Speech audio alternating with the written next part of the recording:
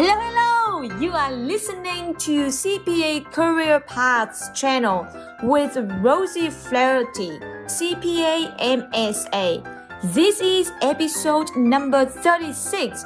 We have a special guest today, Chris DeBlank, Managing Principal at DeBlank, Murphy & Murphy LLC. Hey, Chris, thank you so much for the interview today. Happy to be here, Rosie. Thank you. Thank you. So I met Chris at AICPA Engage conference. So first and foremost, I know that you start from Marine, but could you share a little bit about yourself? Yeah. So, I actually started out in a rock band. I played lead guitar in a band for 8 years. I had hair down to my butt. It was so long. Like how times have changed, right? So I went from playing a rock band. The band fell apart. Lost my girlfriend. I wrecked my car. It sounded like a country music song, but things in my life were kind of chaotic, and so what better way to deal with it than join the military? And so I joined the Marine Corps, and that was in 2001, the summer of 2001. Got out of boot camp in September, and I was home from boot leave when September 11th happened. And so I watched the plane hit the second tower, and I was like, okay, well, I'm in the Marine Corps, I'm in the infantry. This is probably going to be impactful to me. So I ended up driving across the country from Virginia to California, got stationed in Camp Pendleton, California. And 2 weeks after I got there, I was on a ship sailing to Pakistan. And we ended up going to Kenya, doing missions into Somalia. We went from, good grief, Hawaii, Singapore, Thailand, Pakistan, Kenya, Yemen, Bahrain, Qatar. Where else did we go? All over the place, Australia. So I got to see the world. 6 months after that, I deployed again. I got to lead the 1st Marine Division to Baghdad in 2003.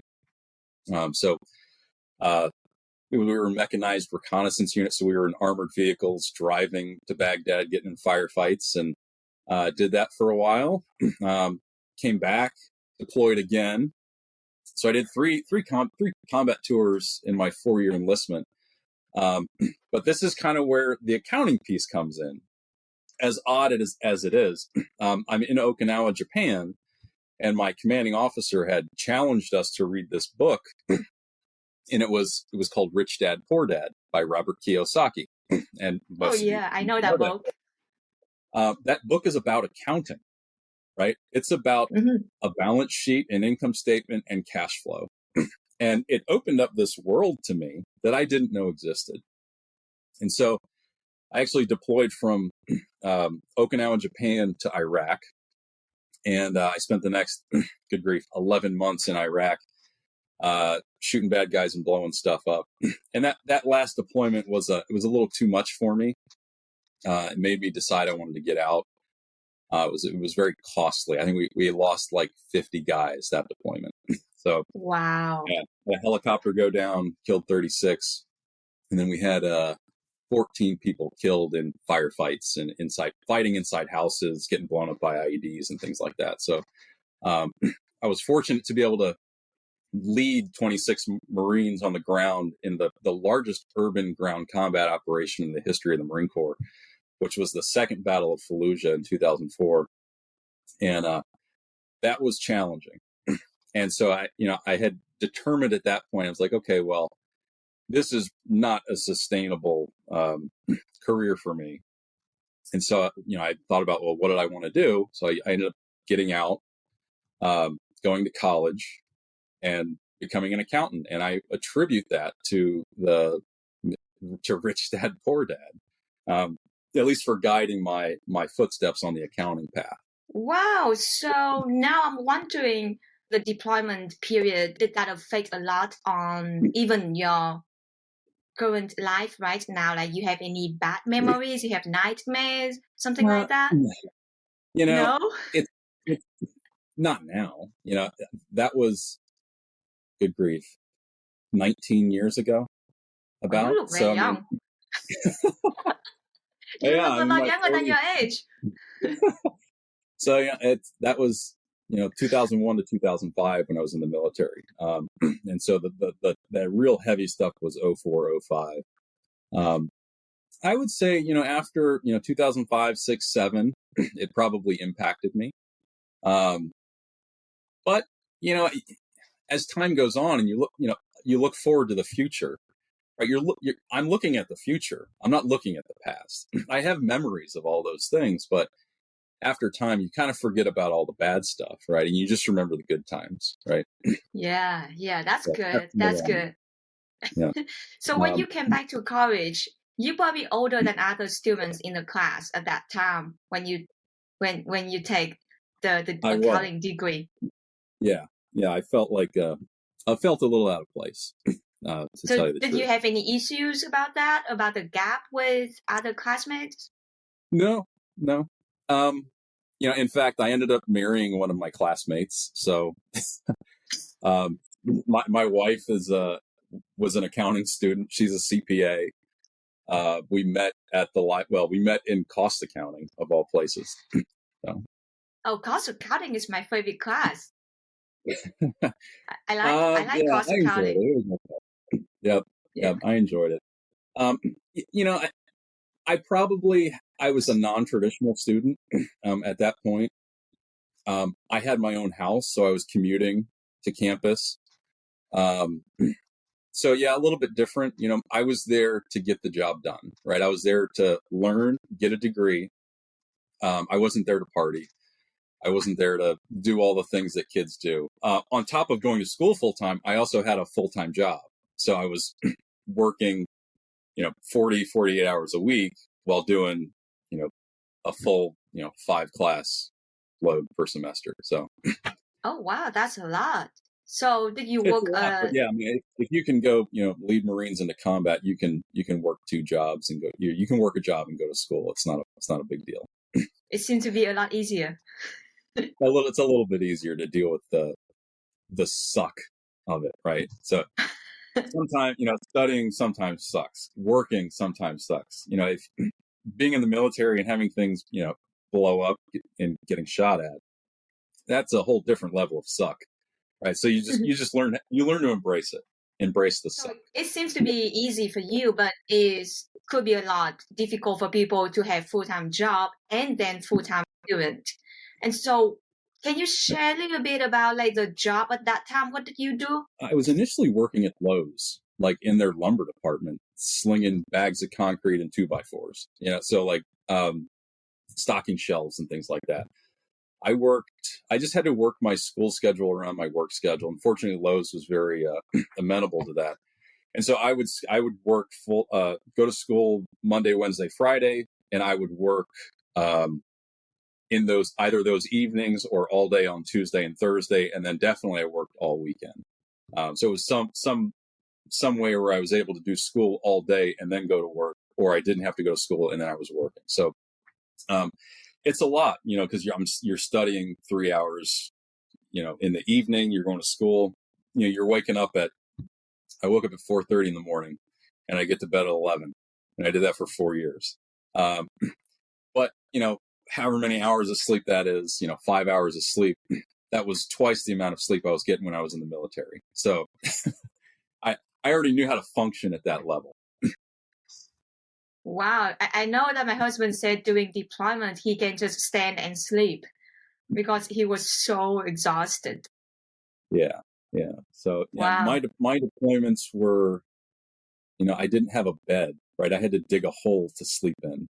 My so that's like the level of deployment, like early Iraq, where we're still invading, we're pushing to Baghdad.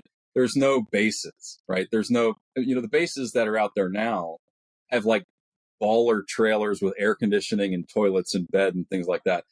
I was digging a hole to sleep in. That was my experience. So a little bit different. So you're getting 2 hours, 3 hours of sleep a night. Um, 4 is a pretty good deal, right? 5 hours is a pretty good deal if that's the case. So it's just all about Wow. perspective, right? I had more perspective than other people.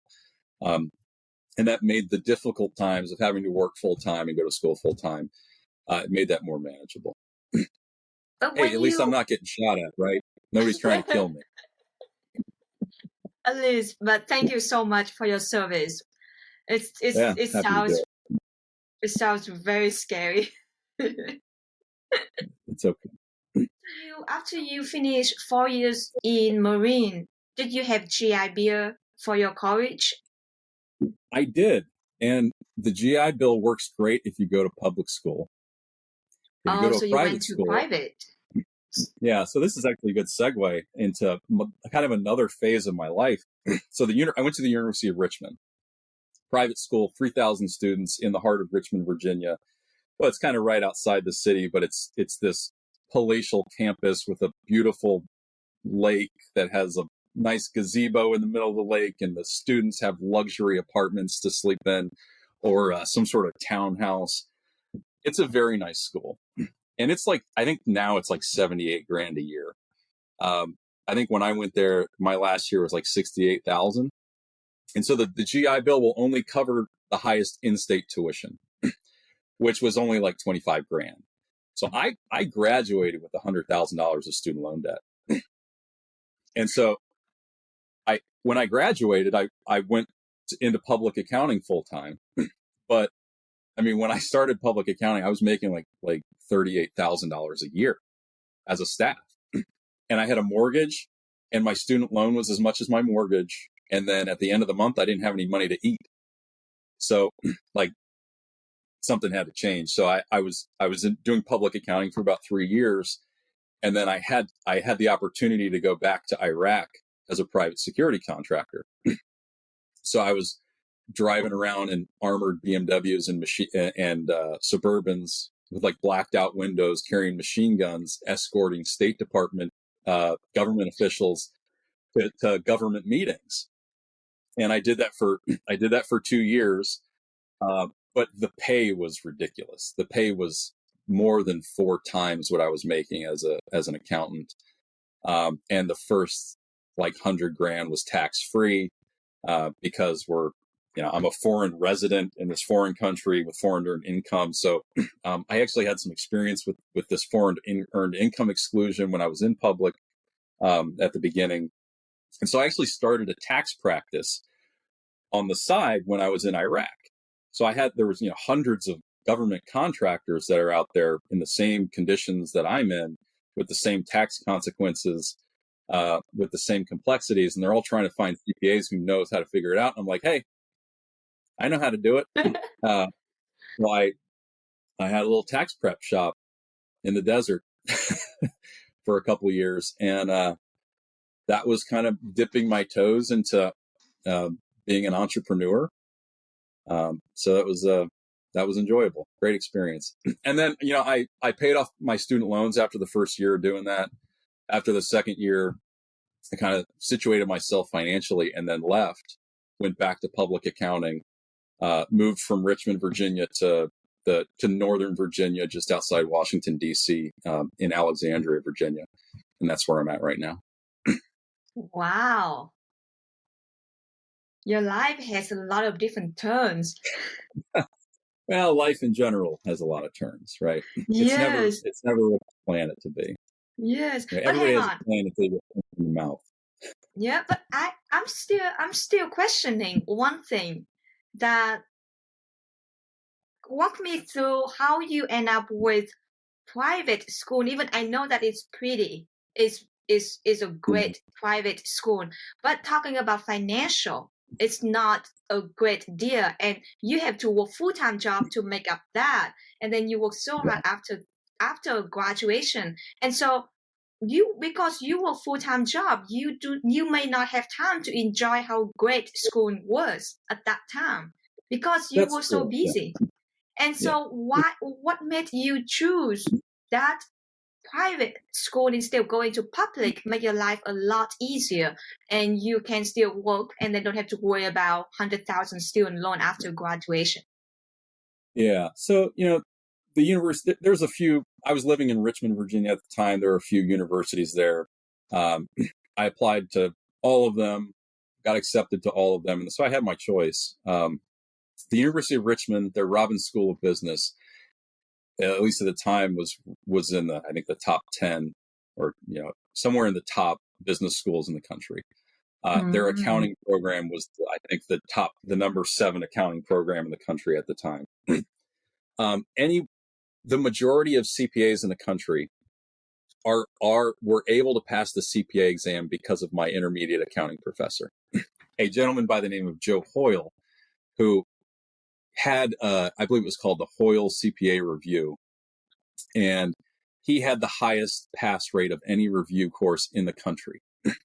And so, when you're that successful, what do other companies do? They buy you out. And so if you use Becker today, you use the Hoyle methodology. So Becker was Hoyle's review course. Becker bought him. So he ended up having a non-compete agreement. When he got off his non-compete agreement, he started another CPA review course, which I think was called CPAReviewforfree.com.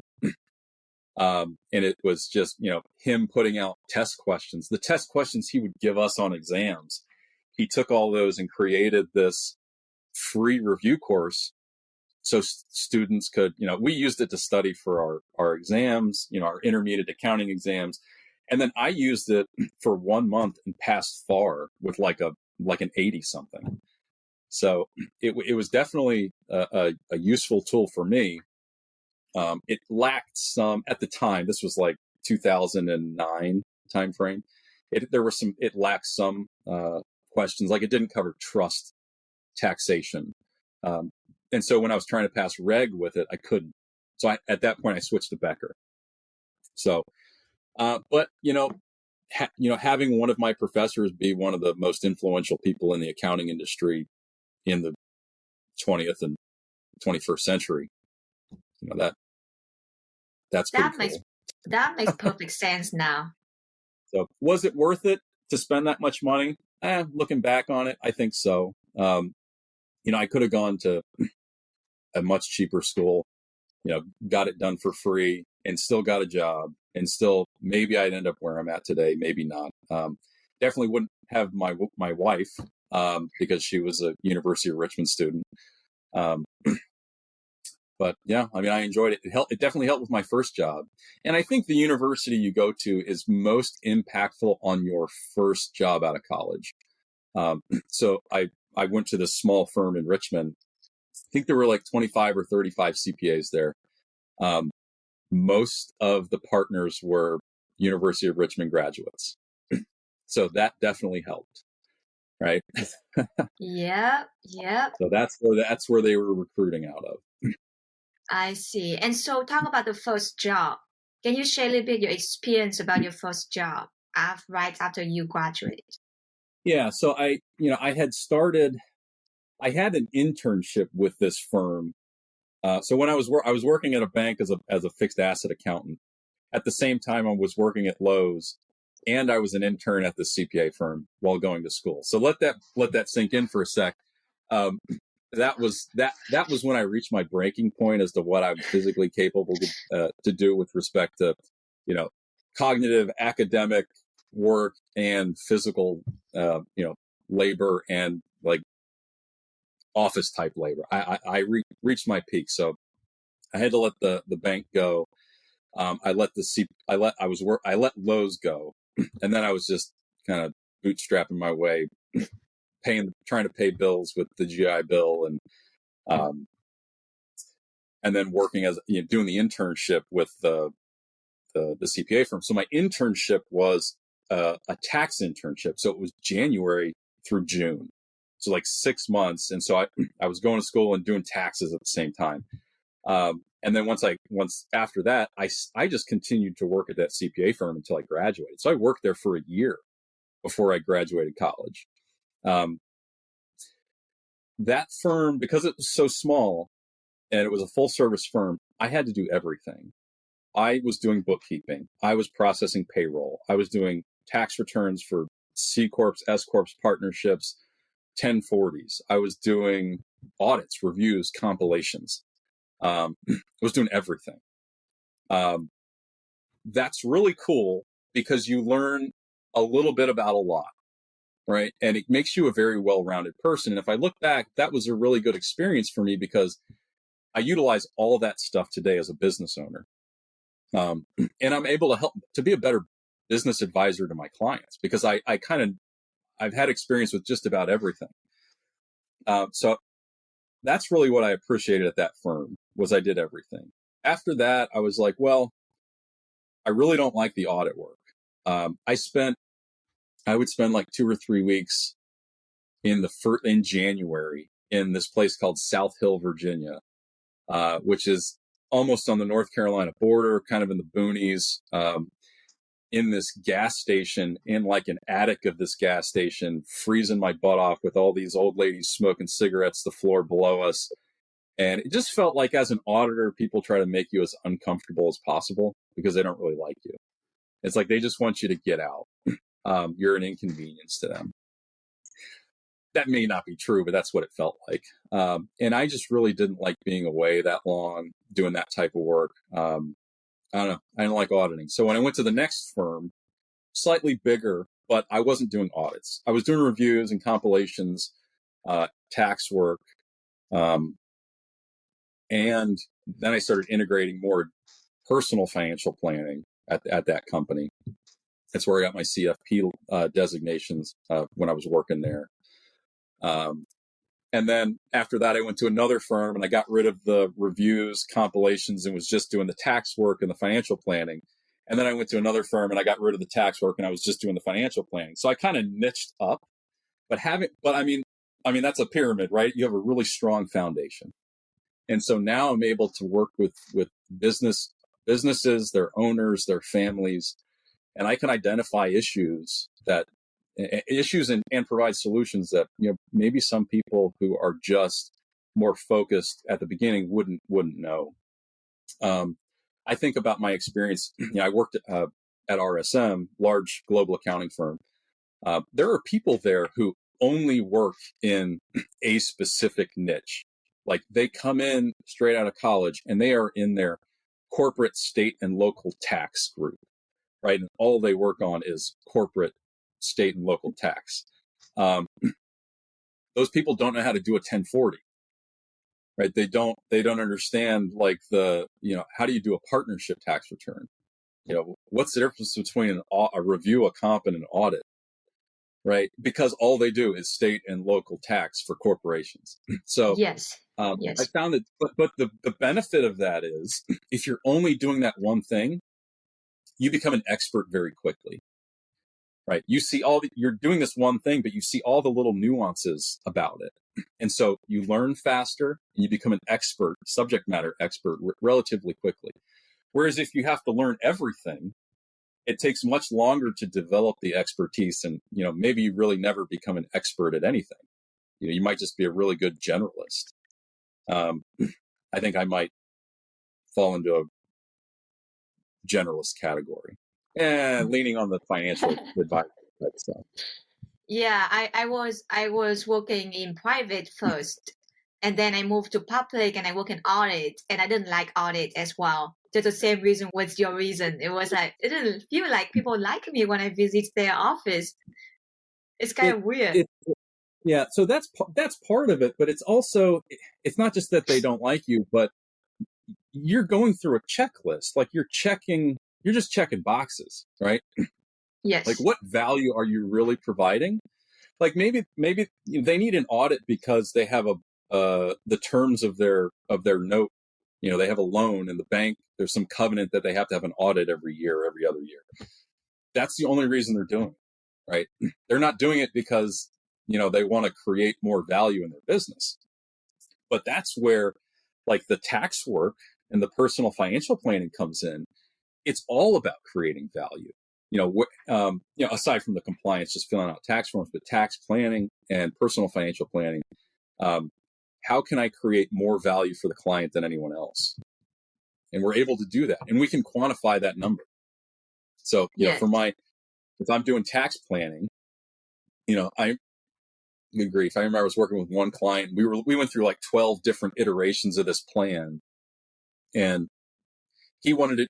If he did nothing, it would go this way. He was throwing out all these other possible scenarios, and we looked at all this thing. We're like, look, this is the optimal scenario. This is exactly what you should do because it produces the biggest after tax, rate of return out of all these scenarios. So that's real money. I mean, that's quantifiable to him, his family, his legacy, for generations. And working with, I had the opportunity to work with some high net worth. I mean, and when I say high net worth, I mean high net worth people, billionaires, people with hundreds of millions of dollars. And when you're dealing with those people, just, a little deviation from the path has a tremendous impact over time. And it's not just, hey, we're going to save you $1 million a year this year, or, we're not just going to save you $10,000 a year in taxes this year. We're going to create millions or hundreds of millions of dollars of value for you over your lifetime and your children's lifetime. You don't do that with audits, right? You do that through consulting, business advisory stuff, personal financial planning, advanced tax planning. So that's really where I saw the most value, and that's kind of where I steered my career. So when you work at ISM, when you start focusing on your niche, like you start narrowing what you want to focus on, how did you feel about your time working at ISM comparing with your previous places when you worked out like general background? Yeah, so working there, that's a great company, great people, great organization, and I had a lot of freedom there. I left there as a manager. I had staff that were under me, but I always felt like I had the ability to say no to certain engagements. And working in their private client practice, that's really business owners, their entities, them individually, their families, right? Family offices, that sort of thing. But man, I was like, all right, well, I didn't really like doing business tax returns. I liked doing the individual tax returns. And I liked doing the 1040s and trusts and estates and gifts and things like that. So when people would want me to do business returns, I'd be like, no, I'm not going to do it. I can, find somebody else to do it. But I would turn that work down. And, I guess at that point I had the seniority to be able to do that. I had enough, I don't know, reputation and respect among my colleagues to be able to do that. And I did it in a way that wasn't like, I'm not doing that, but like I would help find a solution. Like I'm not the best person for that, but I think I know somebody who is. So then I would just kind of manage the project, push that work to other people. And that's where I kind of got, well, I mean, I guess I was leading people before, like in the Marine Corps, but, leading people in an accounting setting, was at RSM. So I enjoyed that.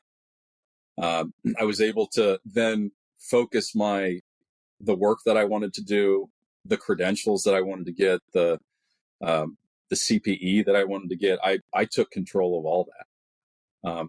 I've always been one to kind of take control in the office. There's a lot of people that are kind of wish-washy about things. Nobody wants to make a decision. And I guess my philosophy is, in the absence of power, I will seize control. And so I would do that, and that would really upset a lot of people. I would get a lot of, hey, who do you think you are, doing this? Like, well, what are you doing? What's your solution? You're just sitting back doing nothing. I'm going to take the initiative to do it, and then you're going to get upset at me. That's fine. I don't really care what you think. I'm just going to make sure I get the job done. So I've always been that type of person. RSM afforded me that opportunity. Again, great place to work. However, they're I think the 5th largest CPA firm in the United States, maybe the 6th in the world. I think BDO is the opposite. But I was working 110 hours a week at RSM. I was working 6 a.m. to 11 o'clock at night, Monday through Sunday, and it was miserable. It just got to the point, and you know what it was? We couldn't hire anybody. We couldn't find qualified people to come in at anything other than like an entry-level staff straight out of college. We needed managers, we needed seniors, we needed managers, we needed senior managers. And those folks, with CPA licenses that had the knowledge, expertise, and abilities just did not exist. So then you just have to start grinding it out. And that was a little too much for me. So I had my first daughter. And I think when I got back from maternity leave, that kid didn't see me for 2 months because I went right back into tax season. And that caused me to want to pivot again. So I left RSM and I went to a regional CPA firm, about 300 CPAs. And I was managing part of their wealth management practice. So I had, a book of clients. I think I was managing around $225 million of assets. So I got my Series 65. I already had my CFP license, but I got the Series 65 license so that I could be an investment advisor representative of the firm. So I was managing money, doing financial plans. And the financial planning was really focused on, I consider myself a tax-focused wealth planner, right?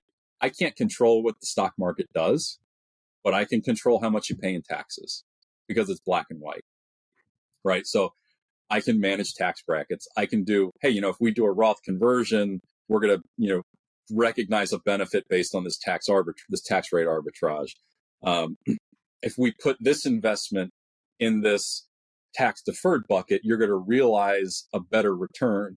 If you put this in a Roth, it's going to be better. If you put this muni fund in this taxable brokerage account, then you get to realize the tax-free benefits. So asset location, tax efficiency, that's kind of my focus. So at that point, I shifted away from just the tax work in general and was focused on investing money and doing comprehensive personal financial plans that had advanced tax planning integrated through the whole process. Did that for 2 years and then had a bucket of money. I was on the national cryptocurrency tax team at RSM. So I was steeped in the cryptocurrency world and, had some investments there that also helped pave the way, along with, just my personal savings, to purchase my own firm. And so after that wealth management practice, I bought a CPA firm and I started my own wealth management practice to work alongside the CPA firm. And that's where I'm at today.